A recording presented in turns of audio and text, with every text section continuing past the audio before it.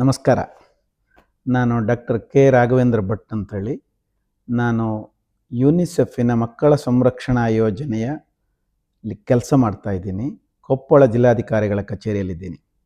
ಎಲ್ಲ ಸಾರ್ವಜನಿಕರು ಮತ್ತು ಶಿಕ್ಷಕರಿಗೆ ನಾನಿವತ್ತು ಪಾಕ್ಸೋ ಕಾಯ್ದೆಯನ್ನು ಶಾಲೆಗಳಲ್ಲಿ, ವಸತಿ ನಿಲಯಗಳಲ್ಲಿ ಮತ್ತು 18 ವರ್ಷದೊಳಗಿನ ಮಕ್ಕಳಿರುವ ಕೇಂದ್ರಗಳಲ್ಲಿ ಹೇಗೆ ಅನುಷ್ಠಾನ ಮಾಡಬೇಕು ಅನ್ನೋ ವಿಚಾರಗಳನ್ನ ನಿಮ್ಮೊಂದಿಗೆ ಹಂಚಿಕೊಳ್ತಾ ಇದ್ದೀನಿ. ಪ್ರಪ್ರಥಮವಾಗಿ ಈ ಕಾಯ್ದೆ ಪಾಕ್ಸೋ, ಇದನ್ನು ಹೆಚ್ಚಿನವರು ಪೋಸ್ಕೋ ಅಂತೆಲ್ಲ ಬಳಸ್ತಾರೆ. ಆ ಶಬ್ದದ ಟರ್ಮಿನಾಲಜಿ ಅಥವಾ ಪದ ಬಳಕೆಯನ್ನು ನಾವು ಸ್ವಲ್ಪ ಬದಲಾವಣೆ ಮಾಡಿಕೊಂಡ್ರೆ ತುಂಬ ಉತ್ತಮ. ಅದನ್ನು ಪಾಕ್ಸೋ ಅಂತ ಕರೀತಾರೆ. POCSO ಅಂದರೆ protection of children from sexual offences act 2012. ಅದು 2019ರಲ್ಲಿ ತಿದ್ದುಪಡಿಯಾಗಿದೆ ಮತ್ತು ಅದಕ್ಕೆ ಕೇಂದ್ರ ಸರ್ಕಾರ 2020ರಲ್ಲಿ ನಿಯಮಾವಳಿಗಳನ್ನು ಕೂಡ ಮಾಡಿದೆ. ಇದು 18 ವರ್ಷದ ಒಳಗಿನ ಮಕ್ಕಳ ಮೇಲೆ ಆಗತಕ್ಕಂತಹ ಎಲ್ಲ ಲೈಂಗಿಕ ಶೋಷಣೆ ಆಧಾರಿತಂಥ ಎಲ್ಲ ಅಪರಾಧಗಳಿಂದ ಮಕ್ಕಳನ್ನು ರಕ್ಷಣೆ ಮಾಡೋ ಒಂದು ಅತ್ಯಂತ ವಿಶೇಷ ಕಾಯ್ದೆ. ಇದು ಸಾರ್ವಜನಿಕರಿಗೆ ಕುಟುಂಬದಲ್ಲಿ, ಮನೆಗಳಲ್ಲಿ, ಹಾಸ್ಟೆಲ್ಸ್ಗಳಲ್ಲಿ, ಶಾಲೆಗಳಲ್ಲಿ ಎಲ್ಲರೂ ಇದನ್ನು ಅರ್ಥೈಸಿಕೊಳ್ಬೇಕು. ಇದನ್ನು ಶಾಲೆಗಳಲ್ಲಿ ಹೇಗೆ ಅನುಷ್ಠಾನ ಮಾಡಬಹುದು ಅಂತ ಹೇಳಿದ್ರೆ, ಬಹಳ ಪ್ರಮುಖವಾಗಿ ಈಗಾಗಲೇ ಕರ್ನಾಟಕ ರಾಜ್ಯ ಸರ್ಕಾರ 2012ರಲ್ಲಿ ಬಿಡುಗಡೆ ಮಾಡಿರತಕ್ಕಂಥ ಕರ್ನಾಟಕ ರಾಜ್ಯ ಮಕ್ಕಳ ರಕ್ಷಣಾ ನೀತಿಯ ಅಡಿಯಲ್ಲಿ ಪ್ರಪ್ರಥಮವಾಗಿ ಪ್ರತಿ ಶಾಲೆಯಲ್ಲಿ ಮಕ್ಕಳ ಸುರಕ್ಷತಾ ಸಮಿತಿ ಅಥವಾ ಮಕ್ಕಳ ರಕ್ಷಣಾ ಸಮಿತಿಯನ್ನು ರಚನೆ ಮಾಡಬೇಕಾಗತ್ತೆ ಪ್ರತಿ ಶಾಲೆಗಳಲ್ಲಿ. ಅದು ಶಾಲೆ ಅಂತ ಹೇಳಿದರೆ ಅನುದಾನ ಸಹಿತ, ಅನುದಾನ ರಹಿತ, ಸರ್ಕಾರಿ ಅಥವಾ ಏಡೆಡ್ ಅಂತ ನಾವೇನು ಬಳಸ್ತೀವಿ, ಎಲ್ಲ ಶಾಲೆಗಳಲ್ಲಿ ಆಗಬೇಕು. 18 ವರ್ಷದ ಒಳಗಿನ ಯಾವ ಮಕ್ಕಳನ್ನು ನಾವು ಒಂದು ಕೇಂದ್ರ, ಟ್ಯೂಷನ್ ಸೆಂಟರು ಇಟ್ಕೊಂಡಿರ್ತೀವಿ, ಅಂಗನವಾಡಿಯಿಂದ ಹಿಡಿದು ಎಲ್ಲ ಕಡೆ, ಹಾಸ್ಟೆಲಲ್ಲೂ ಕೂಡ ಈ ಸಮಿತಿ ರಚನೆ ಆಗಬೇಕು. ಅದು ಪ್ರಾರಂಭದ ಒಂದು ಹಂತ. ಆ ಸಮಿತಿ ಆಗೋದಕ್ಕಿಂತಲೂ ಮುಂಚಿತವಾಗಿ ಆ ರಕ್ಷಣಾ ನೀತಿಯ ಇಡೀ ಕರ್ನಾಟಕ ರಾಜ್ಯ ಸರ್ಕಾರ ಕರ್ನಾಟಕ ಮಕ್ಕಳ ರಕ್ಷಣಾ ನೀತಿ ಅಂತ ಏನು ಮಾಡಿದೆ, ಅದರ ಮಾನದಂಡ ಮತ್ತು ಆ ಒಂದು ಫ್ರೇಮ್ ವರ್ಕ್ನಲ್ಲಿ ತನ್ನ ಶಾಲೆಯ ಮತ್ತು ತನ್ನ ವಸತಿ ನಿಲಯದ ಒಂದು ಮಕ್ಕಳ ರಕ್ಷಣಾ ನೀತಿಯನ್ನು ಮಾಡುತ್ತೆ. ತದನಂತರ ಸಮಿತಿ ರಚನೆ ಮಾಡುತ್ತೆ. ಇದರ ಅಡಿಯಲ್ಲಿ ಈ ಪಾಕ್ಸೋ ಕಾಯ್ದೆಯನ್ನು ಅನುಷ್ಠಾನ ಮಾಡುವಂಥದ್ದು ಈ ಸಮಿತಿಯ ಅಡಿಯಲ್ಲೇ ಬರಬೇಕು. ಪ್ರಪ್ರಥಮವಾಗಿ ಆ ಸಮಿತಿ ಅಡಿಯಲ್ಲೇ ಅದನ್ನು ಮಾಡ್ತಾರೆ. ಆ ಸಮಿತಿಯಲ್ಲಿ ಯಾರ್ಯಾರು ಇದ್ದಾರೆ ಅನ್ನುವಂಥದ್ದು, ಮುಖ್ಯ ಶಿಕ್ಷಕರು ಇರ್ತಾರೆ, 2 ಶಿಕ್ಷಕರು ಇರ್ತಾರೆ, 2 ಮಕ್ಕಳು ಇರ್ತಾರೆ, 2 SDMC ಅವರು ಇರ್ತಾರೆ, 2 SDMC ಪೋಷಕರು ಇರ್ತಾರೆ, ಆಮೇಲೆ ಬಹಳ ಮುಖ್ಯವಾಗಿ 2 ಮಕ್ಕಳು ಇರ್ತಾರೆ, ಅಥವಾ ಯಾರಾದರೂ ನಿಮ್ಮ ಶಾಲೆಗಳಲ್ಲಿ ವಾಚ್ಮ್ಯಾನು ಅಥವಾ ಗಾರ್ಡ್ ಇದ್ದರೆ ಅವರಿರ್ತಾರೆ ವಸತಿ ನಿಲಯಗಳು. ಈ ಇಷ್ಟು ಜನರ ಸಮಿತಿಯೇ ಮಕ್ಕಳ ರಕ್ಷಣಾ ಸಮಿತಿ. ಈ ಸಮಿತಿಯನ್ನು ರಚನೆ ಮಾಡಬೇಕು. ಆ ಸಮಿತಿ ರಚನೆ ಆದಮೇಲೆ ಅದರ ಅಡಿಯಲ್ಲಿ ಇದು 1ನೇ ಕೆಲಸ. ಅದೇನು? ಪಾಕ್ಸೋ ಅನ್ನುವಂಥ ಈ ಕಾಯ್ದೆ 2012. ಕನ್ನಡದಲ್ಲಿ ಅದರ ಪದ ಬಳಕೆ ಹೇಗಿರುತ್ತೆ ಅಂತ ಹೇಳಿದ್ರೆ, ಲೈಂಗಿಕ ಅಪರಾಧಗಳಿಂದ ಮಕ್ಕಳ ರಕ್ಷಣಾ ಕಾಯ್ದೆ 2012, ತಿದ್ದುಪಡಿ 2019ರಲ್ಲಿ ಆಗಿದೆ. ಅದಕ್ಕೆ ನಿಯಮ 20ರಲ್ಲಿ. ಈ ಸಮಿತಿ ಅಡಿಯಲ್ಲಿ ಈ ಕಾಯ್ದೆಯ ಬಗ್ಗೆ ನಾವು ಪ್ರತಿ ಶಾಲೆಯಲ್ಲಿ ಒಂದು ಮಕ್ಕಳಿಗೆ, ತನ್ನ ಶಾಲೆಯಲ್ಲಿರುವ ಎಲ್ಲ ಮಕ್ಕಳಿಗೊಂದು ಅರಿವು ಮೂಡಿಸುವ ಕಾರ್ಯಕ್ರಮ ಮಾಡಬೇಕು. ನೇರವಾಗಿ ಕಾಯ್ದೆಯನ್ನು ಹೇಳೋದಕ್ಕಿಂತಲೂ ಮುಂಚಿತವಾಗಿ ಕೆಲವು ಒಂದು 4 ಹಂತದ ಚಟುವಟಿಕೆಗಳನ್ನು ಮಾಡಬೇಕಾಗುತ್ತೆ. ಅದೇನು ಅಂತ ಹೇಳಿದರೆ, ಪ್ರಾರಂಭ ಹಂತದಲ್ಲಿ ಮಗು ಶಾಲೆಗೆ ದಾಖಲಾಗಿ ಪ್ರಾರಂಭದ ವರ್ಷದಲ್ಲಿ ಜೂನ್ ಜುಲೈ ಹಂತದಲ್ಲಿ ಆ ಮಕ್ಕಳಿಗೆ ತನ್ನ ಊರಿನಲ್ಲಿ ಆಗತಕ್ಕಂಥ, ತನ್ನ ಶಾಲಾ ವ್ಯಾಪ್ತಿ ಇರ್ಬೋದು, ಕುಟುಂಬದ ವ್ಯಾಪ್ತಿಯಲ್ಲಿ ಬೇರೆ ಬೇರೆ ಕಡೆ ಮಕ್ಕಳು ಓಡಾಡುವಾಗ ಮಕ್ಕಳಿಗೆ ಸೇಫ್ ಟಚ್ ಮತ್ತು ಅನ್ಸೇಫ್ ಟಚ್ ಅನ್ನೋಂಥ ಒಂದು ಮಾಹಿತಿಯನ್ನು ಕೊಡಬೇಕು. ನಾವು ಹಿಂದಿನ ಕೆಲವು ಕಡೆಗಳಲ್ಲಿ ಅದನ್ನು ಗುಡ್ ಟಚ್, ಬ್ಯಾಡ್ ಟಚ್ ಅಂತ ಬಳಸ್ತಾ ಇದ್ರು. ಈಗ ಆ ಪದ ಬಳಕೆ ಇಲ್ಲ. ಅದು ಮುಟ್ಟೋದು ಮುಖ್ಯ ಅಲ್ಲ, ಮುಟ್ಟಿದ್ದರಿಂದ ಮಗುವಿಗಾಗತಕ್ಕಂಥ ಮುಜುಗರ ಬಹಳ ಪ್ರಮುಖ ಅನ್ನಿಸ್ತದೆ. ಅದಕ್ಕೋಸ್ಕರ ಆ ಶಬ್ದವನ್ನು ತೆಗೆದು ಕನ್ನಡದಲ್ಲಿ ಸುರಕ್ಷಿತ ಸ್ಪರ್ಶ ಮತ್ತು ಅಸುರಕ್ಷಿತ ಸ್ಪರ್ಶ ಅಂತ ಕರೀತಾರೆ. ಈ ಸುರಕ್ಷಿತ ಮತ್ತು ಅಸುರಕ್ಷಿತ ಸ್ಪರ್ಶದ ಬಗ್ಗೆ ಪ್ರತಿಯೊಂದು ಮಕ್ಕಳಿಗೆ ತರಗತಿವಾರು ಅಥವಾ ಕನಿಷ್ಠ ಒಂದು 25ರಿಂದ 50 ಮಕ್ಕಳು, ಜಾಸ್ತಿ ಬೇಡ, ಅಷ್ಟು ಇಟ್ಕೊಂಡು ನೀವು ಪ್ರತಿ ಶಾಲೆಗಳಲ್ಲಿ ತರಗತಿವಾರು ಸೇಫ್ ಟಚ್, ಅನ್ಸೇಫ್ ಟಚ್ನ ಒಂದು ಸಣ್ಣ ತರಬೇತಿಯನ್ನು ಮಾಡಬೇಕು.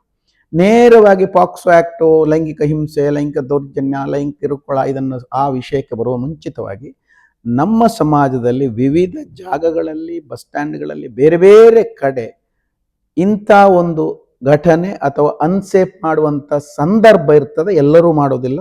ನೀನು ಎಚ್ಚೆತ್ತುಕೊಳ್ಬೇಕು ಅನ್ನುವಂಥ ಒಂದು ಪ್ರತಿಯೊಂದು ಅಂಶವನ್ನು ಕೂಡ ಮಗುವಿಗೆ ತಿಳಿಸ್ಬೇಕು. ಹೇಗೆ? ಪ್ರಾರಂಭದಲ್ಲಿ ಮಕ್ಕಳೊಟ್ಟಿಗೆ ಚರ್ಚೆ ಮಾಡ್ತಾ ಮಕ್ಕಳ ಹಕ್ಕುಗಳಂದ್ರೆ ಏನು, ಮಕ್ಕಳ ಹಕ್ಕಳ ಒಡಂಬಡಿಕೆ ಅಂದರೆ ಏನು, ಮಕ್ಕಳ ಹಕ್ಕುಗಳು ಯಾವ್ಯಾವು, ಮಕ್ಕಳು ಅಂದರೆ ಯಾರು, 18 ವರ್ಷದೊಳಗಿನ ಎಲ್ಲ ಮನುಷ್ಯ ಜೀವಿಗಳು ಮಕ್ಕಳು, ಮಕ್ಕಳಿಗೆ ಮುಖ್ಯವಾಗಿ ಬದುಕುವ ಹಕ್ಕುಗಳು, ರಕ್ಷಣೆ ಹಕ್ಕುಗಳು, ಅಭಿವೃದ್ಧಿ ಹೊಂದುವ ಹಕ್ಕುಗಳು ಮತ್ತು ಭಾಗವಹಿಸುವ ಹಕ್ಕುಗಳು ಇದೆ ಅಂತ ಹೇಳಿದ ನಂತರ ವಿಷಯಕ್ಕೆ ಬರಬೇಕು. ಹೇಗೆ ಬರ್ತೀವಿ? ಪ್ರಾರಂಭದಲ್ಲಿ ನೇರ ನಿಮ್ಮನ್ನು ಹೀಗೆ ಮುಟ್ಟಿದ್ರೆ ಅದಾಗುತ್ತೆ, ಅದು ಬ್ಯಾಡ್ ಟಚ್ಚು, ಗುಡ್ ಟಚ್, ಈ ಶಬ್ದವನ್ನು ಪ್ರಾರಂಭದಲ್ಲಿ ಹೇಳಲಿಕ್ಕಿಲ್ಲ. ಹೇಗೆ ಶುರು ಮಾಡ್ತೀವಿ ಅಂತ ಹೇಳಿದ್ರೆ, ಮಕ್ಕಳನ್ನು ಮಾತಾಡಿಸ್ತಾ ನಿಮಗೆ ಚಳಿ ಆದಾಗ ಏನು ಮಾಡ್ತೀರಿ ಕೇಳಿ. ಮಕ್ಕಳಿಗೆ ಎಲ್ಲ ಚಂದ ಮಾಡಿ ಮಾತಾಡ್ಲಿಕ್ಕೆ ಶುರು ಮಾಡ್ತಾರೆ. ನಾವು ಸ್ವೆಟರ್ ಹಾಕ್ತೀವಿ, ಮಫ್ಲರ್ ಕಟ್ಕೊಳ್ತೀವಿ, ಗ್ಲೌಸ್ ಹಾಕ್ತೀವಿ. ಯಾಕೆ? ನನ್ನ ದೇಹದ ರಕ್ಷಣೆ. ಎರಡನೇದು, ಮಳೆ ಬಂದಾಗ ಏನು ಮಾಡ್ತೀರಿ? ಕೊಡೆ ಹಿಡಿತೀವಿ, ಜರ್ಕಿನ್ ಹಾಕ್ಕೊತೀವಿ. ಯಾಕೆ? ಒದ್ದೆ ಹಾಕ್ತೀವಿ, ಚಳಿ ಆಗುತ್ತೆ, ಅದಕ್ಕೆ ಮಾಡ್ತೀವಿ. ನಂತರ ಸ್ಕೇಟಿಂಗ್ ಆಡುವಾಗ ಏನು ಎಲ್ಲ ಅದಕ್ಕೆ ಬೇಕಂತ ರಕ್ಷಣೆ ಮಾಡ್ತೀವಿ. ಕ್ರಿಕೆಟ್ ಆಡುವಾಗ ಪ್ಯಾಡ್ ಹಾಕ್ತೀವಿ, ಹೆಲ್ಮೆಟ್ ಹಾಕ್ತೀವಿ. ಇದು ಯಾಕೆ? ನನ್ನ ದೇಹದ ರಕ್ಷಣೆಗೆ. ಹಿಂಗೆ ಹೇಳ್ತಾ ನಂತರ ವಿಷಯಕ್ಕೆ ಬರಬೇಕಾಗುತ್ತೆ, ಸೇಫ್ ಮತ್ತು ಅನ್ಸೇಫ್. ಹೇಗೆ ನಿಮ್ಮ ಬೇರೆ ಬೇರೆ ಕ್ರೀಡೆಗಳನ್ನು ಆಡುವಾಗ ದೇಹದ ಸಂರಕ್ಷಣೆ ನೀವು ಮಾಡ್ಕೊಳ್ತೀರೋ, ಹಾಗೆ ಸಮಾಜದಲ್ಲಿ ನಿನ್ನ ದೇಹ ಅಥವಾ ನಿಮ್ಮ ದೇಹ ನಿಮಗೆ ಸಂಬಂಧಪಟ್ಟದ್ದು, ಅದರ ಮೇಲೆ ನಿಮಗೆ ಮಾತ್ರ ಹಕ್ಕಿದೆ ಅಂತ ಹೇಳ್ತಾ, ಕೆಲವೊಂದು ಸಂದರ್ಭಗಳಲ್ಲಿ ದೇಹದ ಕೆಲವು ಭಾಗಗಳನ್ನು, ಯಾವುದು? ತುಟಿ, ಕೆನ್ನೆ, ಎದೆ, 2 ಕಾಲುಗಳ ಮಧ್ಯೆ ಮತ್ತು ಹಿಂಭಾಗ, ಕೆಲವೊಂದು ಸಂದರ್ಭಗಳಲ್ಲಿ ಕೆಲವರು ಮುಟ್ಟುವ ಸಾಧ್ಯತೆ ಇರದೆ, ಅದು ಅನ್ಸೇಫ್ ಅಂದರೆ ಅಸುರಕ್ಷಿತ ಅಂತ ಹೇಳಲಿಕ್ಕೆ ಶುರು ಮಾಡಬೇಕು. ಹಾಗೆ ಹೇಳ್ತಾ ಹೋದಾಗೆ ಅವರಾಗ ಮಕ್ಕಳಲ್ಲಿ ತುಂಬ ಇಂಟ್ರಾಕ್ಷನ್ ನಡೀತದೆ. ಆವಾಗ ಮಕ್ಕಳು ನಿಮಗೆ ಕೆಲವು ಪ್ರಶ್ನೆಗಳು ಕೇಳ್ತಾರೆ, ಅದನ್ನು ಸ್ಪಂದಿಸಬೇಕು, ಉತ್ತರ ಹೇಳಬೇಕು. ಒಂದು ವೇಳೆ ಅನ್ಸೇಫ್ ಟಚ್ ಆದಾಗ ಏನು ಮಾಡಬೇಕು? ಅದರಲ್ಲಿ 4 ಸ್ಟೆಪ್ ಇದೆ. ಒಂದು, ಮಗುವಿಗೆ ಜೋರಾಗಿ ಕಿರುಚಲಿಕ್ಕೆ ಹೇಳ್ಕೊಳ್ಬೇಕು. ನೋ, ಮುಟ್ಬೇಡಿ ಅಂಕಲ್, ಮುಟ್ಬೇಡಿ ಅಣ್ಣ, ಮುಟ್ಬೇಡಿ ಚಿಕ್ಕಪ್ಪ, ದುಡ್ಬೇಡಿ ಮಾವ, ಹಿಂಗೆ ಯಾರು ಮುಟ್ಟಿದಾರೆ ನೋ, ಡೋಂಟ್ ಟಚ್ ಅಂತ ಎಷ್ಟು ಮಗುವಿಗೆ ಶಕ್ತಿ ಇದೆಯೋ ಅಷ್ಟು ನೋ ಅಂತ ಹೇಳಲಿಕ್ಕೆ ಹೇಳ್ಕೊಡ್ಬೇಕು. ನಂತರ 10 ಸೆಕೆಂಡ್ ನೋ, ಡೋಂಟ್ ಟಚ್, ಹಿಂಗೆ 10 ಸೆಕೆಂಡ್ ಯಾರು ಮುಟ್ಟಿದವನಿಗೆ ಕಣ್ಣಿಗೆ ಕಣ್ಣಿಟ್ಟು ದೃಷ್ಟಿ ಅವನಿಗೆ ಹೇಳಲಿಕ್ಕೆ ಹೇಳಿಕೊಡ್ಬೇಕು. 2ನೇ ಹಂತ. 3ನೇದು, ತಕ್ಷಣ ಅಲ್ಲಿಂದ ದೂರ ಹೋಗಬೇಕು. ಅಲ್ಲಿಂದ ಹೋಗಿ ಸಂಬಂಧಪಟ್ಟವರಿಗೆ, ಶಿಕ್ಷಕರಿಗೆ, ಕುಟುಂಬದವರಿಗೆ ಮತ್ತು ಈಗಾಗಲೇ ಶಾಲೆಗಳಲ್ಲಿ ಡಿಸ್ಪ್ಲೇ ಆಗಿರುವ 10, 9, 8 ಮಕ್ಕಳ ಸಹಾಯವಾಣಿ ನಂಬರಿಗೆ ದೂರು ಕೊಡಲಿಕ್ಕೆ ಹೇಳಬೇಕು. ಇದು 3ನೇ ಸ್ಟೆಪ್. 4ನೇದು, ಮಗುವನ್ನು ಒಂದು ವೇಳೆ ಏನಾರಾದರೆ ನಮ್ಮ ಹತ್ರ ಹಂಚಿಕೊಳ್ಳಿ ಅಂತೇಳಿ ಮಗುವನ್ನು ಆಪ್ತ ಸಮಾಲೋಚನೆಗೆ ಒಳಪಡಿಸಿ ಗಟ್ಟಿ ಮಾಡಿಸ್ಬೇಕು. ಇದು ಪ್ರಾರಂಭದ 2ನೇ ಹಂತ. ಒಂದು ಸಮಿತಿ ರಚನೆ ಆಯಿತು. ಆಮೇಲೆ 2ನೇ ಭಾಗ ಈ ಥರ ಸೇಫ್ ಮತ್ತು ಅನ್ಸೇಫ್ ಟಚ್ ಬಗ್ಗೆ ಟ್ರೈನಿಂಗ್ ಪ್ರತಿ ಶಾಲೆಯಲ್ಲಿ ಪ್ರತಿ ಮಗುವಿಗೆ ಆಗಬೇಕು. 2ನೇ ಹಂತ. 3ನೇ ಹಂತ ಏನು? ಈಗ ಆ್ಯಕ್ಟಿಗೆ ಬರೋದಕ್ಕಿಂತಲೂ ಮುಂಚಿತವಾಗಿ ಪ್ರತಿ ಶಾಲೆಯಲ್ಲಿ ಸಲಹಾ ಪೆಟ್ಟಿಗೆ ಡಿಸ್ಪ್ಲೇ ಆಗಬೇಕು. ಅದು ನೀತಿಯ ಪ್ರಕಾರ ಪ್ರತಿ 75 ಮಕ್ಕಳಿಗೆ ಒಂದು ಪೆಟ್ಟಿಗೆ ಇರಬೇಕು. ಅದಕ್ಕೆ ಬೀಗ ಹಾಕಬೇಕು. ಪ್ರತಿ ವಾರಕ್ಕೊಮ್ಮೆ ಅದನ್ನು ಓಪನ್ ಮಾಡಬೇಕು. ಆ ಸಲಹಾ ಪೆಟ್ಟಿಗೆಯಲ್ಲಿ ಮಗು ಹಾಕಲಿಕ್ಕೆ ಶುರು ಮಾಡುತ್ತಾ ತನಗಾದಂಥ ಬೇರೆ ಬೇರೆ ಘಟನೆಗಳನ್ನು ಅಲ್ಲಿ ಮಾಡ್ತಾ ಮಗು ಏನಾದ್ರು ಚೀಟಿ ಹಾಕಿದ್ರನ್ನು ತೆಗಿಬೇಕು, ಸಮಸ್ಯೆಗಳನ್ನು ಪರಿಹಾರ ಮಾಡಬೇಕು. ಇದು 2ನೇ ಹಂತ. 3ನೇದ್ದು, ಪಾಕ್ಸೋ ಕಾಯ್ದೆಯನ್ನು ನೇರ SDMC ಇದ್ದರೆ ಆ SDMC ಅವರಿಗೆ ಪಾಕ್ಸೋ ಕಾಯ್ದೆ ಅಂದರೆ ಏನು ಅಂದರೆ ಲೈಂಗಿಕ ಅಪರಾಧಗಳಿಂದ ಮಕ್ಕಳ ಸಂರಕ್ಷಣಾ ಕಾಯ್ದೆ. ಅದು ಏನಕ್ಕೆ ಬಂದಿದೆ? 18 ವರ್ಷದ ಒಳಗಿನ ಯಾವುದೇ ಮಗುವಿಗೆ ಯಾವುದೇ ರೀತಿಯ ಲೈಂಗಿಕ ಶೋಷಣೆಯನ್ನು ಒಳಗೊಂಡಂಥ ಹಿಂಸೆ, ದೌರ್ಜನ್ಯ ಮತ್ತು ಅಪರಾಧಗಳು ಈ ಕಾಯ್ದೆಯಲ್ಲಿ ಬರ್ತವೆ. ಹಾಗಾಗಿ ಪ್ರತಿಯೊಂದು 18 ವರ್ಷದ ಒಳಗಿನ, ಅದು ಗಂಡು ಹೆಣ್ಣು ಟ್ರೈಜೆಂಡರ್ ಅಥವಾ ಮಂಗಳಮುಖಿ, ಆ ಎಲ್ಲ ಮಕ್ಕಳಿಗೂ ಇದು ಅನ್ವಯಿಸ್ತದೆ ಈ ಕಾಯ್ದೆ. ಹಾಗಾಗಿ ಅಂಥ ಮಕ್ಕಳ ಮೇಲೆ, 18 ವರ್ಷ ಒಳಗಿನ ಮಕ್ಕಳ ಮೇಲೆ ಯಾವುದೇ ಶೋಷಣೆ ಆಧಾರಿತಂಥ ದೌರ್ಜನ್ಯಗಳು, ಹಿಂಸೆಗಳು ಆದರೆ ಈ ಕಾಯ್ದೆ ಅಟ್ರಾಕ್ಟ್ ಆಗುತ್ತೆ ಅಥವಾ ಅದನ್ನು ಆ ಕಾಯ್ದೆ ಅಡಿಯಲ್ಲಿ ಅವರ ಮೇಲೆ ಕಾನೂನಿನ ಪ್ರಕಾರ ಕ್ರಮ ಕೈಗೊಳ್ಳಲಾಗುತ್ತೆ ಅನ್ನುವಂಥ SDMC ಅವರಿಗೆ ಹೇಳಬೇಕು. 3ನೇ ಹಂತ. 4ನೇ ಹಂತ, ಪೋಷಕರ ಸಭೆ. ಇಡೀ ಶಾಲೆಯಲ್ಲಿರ್ತಕ್ಕಂಥ ಎಲ್ಲ ಪೋಷಕರನ್ನ ಹಂತ ಹಂತವಾಗಿ ಒಮ್ಮೆಲೆ ಮಾಡಬೇಕಾಗಿಲ್ಲ, ಹಂತ ಹಂತವಾಗಿ ಪೋಷಕರ ಸಭೆಗಳನ್ನು ಮಾಡಿ ಅವರಿಗೂ ತಿಳುವಳಿಕೆ ಹೇಳಬೇಕು. ನಿಮ್ಮ ಮನೆಗಳಲ್ಲಿ ಮಕ್ಕಳಿಗೆ ಈ ಕಾಯ್ದೆಯ ಬಗ್ಗೆ ಅರಿವು ಮೂಡಿಸಿ, ಅನ್ನುವಂಥ ಅರಿವನ್ನು ಮೂಡಿಸುವಂಥ ಕೆಲಸ ಆಗಬೇಕು. ಅದು 4ನೇ ಹಂತ. ಈ 4 ಹಂತಗಳನ್ನು ಮುಗಿಸಿದ ನಂತರ ನೆಕ್ಸ್ಟು ನೀವು ಶಾಲೆಗಳಲ್ಲಿ ತರಗತಿವಾರು ಈ ಕಾಯ್ದೆಗಳನ್ನು ಹೇಗೆ ವಿವರಣೆ ಕೊಡಬೇಕು, ಆ ಕಾಯ್ದೆಯನ್ನು ಹೇಗೆ ಅನುಷ್ಠಾನ ಮಾಡಬೇಕು ಅನ್ನುವಂಥದ್ದು ಒಂದು ಅರ್ಧ ಗಂಟೆಯ session. First safe touch, unsafe touch ಆದ ನಂತರ ಬರಬೇಕು. ನೇರವಾಗಿ ನಾವು ಹೇಳಿದರೆ ಅವರಿಗೆ ಅರ್ಥ ಮಾಡಿಕೊಳ್ಳಿಕ್ಕೆ ಕಷ್ಟ ಆಗುತ್ತೆ. ಏನು ಹಾಗೆ ಅಂತ ಹೇಳಿದರೆ, ಪಾಕ್ಸೋ ಅನ್ನುವ ಶಬ್ದದ ಅರ್ಥ ಈಗಾಗಲೇ ನಾನು ಹೇಳಿದ್ದೀನಿ. ಲೈಂಗಿಕ ಅಪರಾಧಗಳಿಂದ ಅಂದರೆ ವಿವಿಧ ರೀತಿಯ ಅಪರಾಧಗಳನ್ನು ಎಲ್ಲವನ್ನು ಸೇರಿಕೊಂಡು ಮಕ್ಕಳನ್ನ ಶೋಷಣೆ ಆಧಾರಿತಾಗಿ ಮುಟ್ಟೋದಿರ್ಬೋದು, ಫೋಟೋ ತೆಗೆಯೋದಿರ್ಬೋದು, ಮಗುವನ್ನ ಬೇರೆ ಬೇರೆ ಅಂಗಾಂಗಗಳನ್ನು ಮುಟ್ಟಿರ್ಬೋದು, ಚಡ್ಡಿ ತೆಗಿಸೋದಿರ್ಬೋದು, ಬಟ್ಟೆ ತೆಗೆಸೋದಿರ್ಬೋದು, ಬೇರೆ ಬೇರೆ ಅಂಗಾಂಗಗಳನ್ನು ಮುಟ್ಟಬಹುದಿರ್ಬೋದು. ಇದು ಯಾವುದೇ ಮಾಡಿದರೂ ಕೂಡ ಅದರಲ್ಲಿ 4, 6, 8, 10 ಅಂತ ಒಂದು ಕಾಲಮ್ಗಳು ಇರ್ತವೆ. ಅದರ ಪ್ರಕಾರ ಯಾರು ಆರೋಪಿ ಇದ್ದಾನೋ ಅವರ ಮೇಲೆ ಪ್ರಕರಣ ದಾಖಲಾಗುತ್ತೆ, ಜೈಲಿಗೆ ಹೋಗ್ತಾರೆ, ಅವರಿಗೆ ಕೇಸ್ ಆಗುತ್ತೆ, ಅದು ಪೊಲೀಸ್ನವರು ಅದನ್ನು ಮಾಡ್ತಾರೆ. ಇದು 4ನೇ ಹಂತ. 5ನೇ ಹಂತ ಏನು ಅಂತ ಹೇಳಿದ್ರೆ, ಆ ಪ್ರತಿ ಶಾಲೆಯಲ್ಲಿ ಒಂದು ಘಟನೆ ನಡೆದಾಗ ಯಾವುದೋ ಒಂದು ಟೀಚರೋ ಇನ್ಯಾರೋ ಒಬ್ಬರು ಒಂದು ಮಗುವಿನ ಮೇಲೆ ಉದ್ದೇಶಪೂರ್ವಕವಾಗಿಯೋ ಅಥವಾ ಗೊತ್ತಿದ್ದೋ ಗೊತ್ತಿಲ್ಲದೆಯೋ ಹೇಗೆ ಮಾಡಿದರೂ ಕೂಡ ಒಂದು ಮಗುವಿನ ಮೇಲೆ ಯಾವುದೇ ಲೈಂಗಿಕತೆಗೆ ಸಂಬಂಧಪಟ್ಟ ಫೋಟೋ ತೆಗೆಯೋದ್ರಿಂದ ಹಿಡಿದು, ವಿಡಿಯೋ ತೆಗೆಯೋದ್ರಿಂದ ಹಿಡಿದು, ಮುಟ್ಟೋದರಿಂದ ಹಿಡಿದು, ನನ್ನನ್ನು ಮುಟ್ಟು ಅಂತ ಹೇಳೋದು, ಅವಳಿಗೆ ಮುಟ್ಟು ಅಂತ ಹೇಳಿಸ್ಕೊಳ್ಳೋದು, ತಾನು ಹೋಗಿ ಮುಟ್ಟೋದು, ಇದು ಏನು ಮಾಡಿದರೂ ಕೂಡ ಈ ಕಾಯ್ದೆ ಒಳಗಡೆ ಅಂಥವರಿಗೆ ಶಿಕ್ಷೆ ಇದೆ. ಕನಿಷ್ಠ ಮಿನಿಮಮ್ ಮುಟ್ಟಿದ್ರೂ ಕೂಡ 3 ರಿಂದ 20 ವರ್ಷ ತನಕ ಇದೆ. ಬೇರೆ ಬೇರೆ ಅಪರಾಧಗಳಿಗೆ ಬೇರೆ ಬೇರೆ ಶಿಕ್ಷೆಗಳನ್ನು ಮಾಡಿದ್ದಾರೆ. ಈಗ ಏನು ಮಾಡಬೇಕು, ಒಂದು ಮಗುವಾಗಿ ಏನು ಮಾಡಬೇಕು ಅಂತೇಳಿ ಹೇಳಿಕೊಡ್ಬೇಕು. ನಿನ್ನದು ಏನು ತಪ್ಪಿಲ್ಲ, ನೀನು ನೇರ ದೂರು ಕೊಡ್ಬೋದು ಅಂತೇಳಿ ಮಗುವನ್ನು ನಂಬಿಸುವ ಮತ್ತು ಧೈರ್ಯ ತುಂಬಿಸುವ ಕೆಲಸ ಪ್ರತಿಯೊಬ್ಬ ಶಿಕ್ಷಕರು ಮಾಡಬೇಕು. ಫಸ್ಟ್ ಶಿಕ್ಷಕರಾಗಿ ಅರಿವು ಮೂಡಿಸುವಾಗ ನಿಮಗೆ ನಿಂದು ತಪ್ಪಿಲ್ಲ, ನೀನು ದೂರು ಕೊಡ್ಬೋದು, ಅಪ್ಪ ಅಮ್ಮನ ಹತ್ರ ಹೇಳ್ಬೋದು, ಗಟ್ಟಿಯಾಗಿ ಹೇಳು, ಏನು ತೊಂದರೆ ಇಲ್ಲ ಅಂತ ಹೇಳುವಂಥ ಧೈರ್ಯ ತುಂಬಿಸಿ ಎಲ್ಲೇ ಆದರೂ ಕೂಡ ಮಗು ಬಂದು ಫಸ್ಟ್ ದೂರು ಕೊಡೋಂಗೆ ಆಗಬೇಕು. ಉದಾಹರಣೆಗೆ ಕಳೆದ ವರ್ಷ 2023ರಲ್ಲಿ ಕೇರಳದ ಹೈಕೋರ್ಟ್ನಲ್ಲಿ ಒಂದು ಮಗು ಮೇಲೆ ಕೇಸ್ ಆದಾಗ 10:09 ಗಂಟೆಗೆ ಫೋನ್ ಮಾಡಿದೆ. ಮಾನ್ಯ ನ್ಯಾಯಾಧೀಶರು ಆಶ್ಚರ್ಯಪಟ್ಟು ಪ್ರಕರಣವನ್ನು ಅವರಿಗೆ 5 ವರ್ಷ ಶಿಕ್ಷೆ ಕೊಟ್ಟರು, ಒಂದು ಮುಟ್ಟಿದ ಪ್ರಕರಣ. ಆವಾಗ ಮಗುವಿನ ಹತ್ರ ಆ ನ್ಯಾಯಾಧೀಶರು ಕೇಳ್ತಾರೆ, ಪುಟ ನೀನು ಈ 10:09 ಗಂಟೆಗೆ ಹೆಂಗೆ ಕರೆ ಮಾಡಿದೆ ಅಂತೇಳಿ. ಆವಾಗ ಮಗು ಜಡ್ಜಿನ ಮುಂದೆ ಹೇಳುತ್ತೆ, ಅಂಕಲ್ ನನಗೆ ಅಂಗನವಾಡಿಯಲ್ಲಿ ನನ್ನನ್ನು ಯಾರು ಅನ್ಸೇಫ್ ಟಚ್ ಮಾಡಿದರೆ 10:09 ಫೋನ್ ಮಾಡು ಅಂತೇಳಿ ನಮ್ಮ ಟೀಚರ್ ಹೇಳಿಕೊಟ್ಟಿದ್ದಾರೆ, ನನ್ನ ಅಪ್ಪ ಅಮ್ಮ ಹೇಳಿಕೊಟ್ಟಿದ್ದಾರೆ, ಅವ್ರ ಅಂಕಲ್ ನನ್ನ ಮುಟ್ಟಿದ್ರು, ನಾನು ಫೋನ್ ಮಾಡಿದ್ದೀನಿ ಅಂತ ಹೇಳುತ್ತೆ ಮಗು. ಎಂಥ ಅದ್ಭುತ! ಹಾಗಿರುವಾಗ 10:09 ನೀನು ಫೋನ್ ಮಾಡು ಅಂತ ಹೇಳಬೇಕು. 2ನೇದು ಘಟನೆ ಆದಾಗ ಅಪ್ಪ ಅಮ್ಮನ ಹತ್ರ ಹೇಳಬೇಕು. 3ನೇದು ಶಿಕ್ಷಕರು ಅಥವಾ ನಂಬಿಕಸ್ಥರ ಮೇಲೆ ಫೋನ್ ಮಾಡಬೇಕು ಅಂತ ಮಗುವನ್ನು ಗಟ್ಟಿ ಮಾಡಿ ತಯಾರು ಮಾಡಿಸಿ ಈ ಶಾಲೆ ನಿನಗೆ ಸುರಕ್ಷಿತವಾಗಿದೆ ಅಂತೇಳಿ ಹೇಳಬೇಕು. ನಂತರ ಅದಕ್ಕೆ ತುಂಬ ಪ್ರಕ್ರಿಯೆಗಳಿದ್ದಾವೆ. ಅದನ್ನು ಮುಂದಿನ ಹಂತ ಏನು ಅಂತ ಹೇಳಿದ್ರೆ ಪೊಲೀಸರಿಗೆ ವರದಿ ಮಾಡಬೇಕು. ಎಲ್ಲವನ್ನೂ ಪೊಲೀಸ್ ಪ್ರಕ್ರಿಯೆ ಪ್ರಾರಂಭ ಆಗುತ್ತೆ, ಪೊಲೀಸರಿಗೆ ಸ್ಪಂದಿಸಬೇಕು. ಇದು ಒಂದು ಭಾಗ ಮಕ್ಕಳ ವಿಚಾರದಲ್ಲಿ.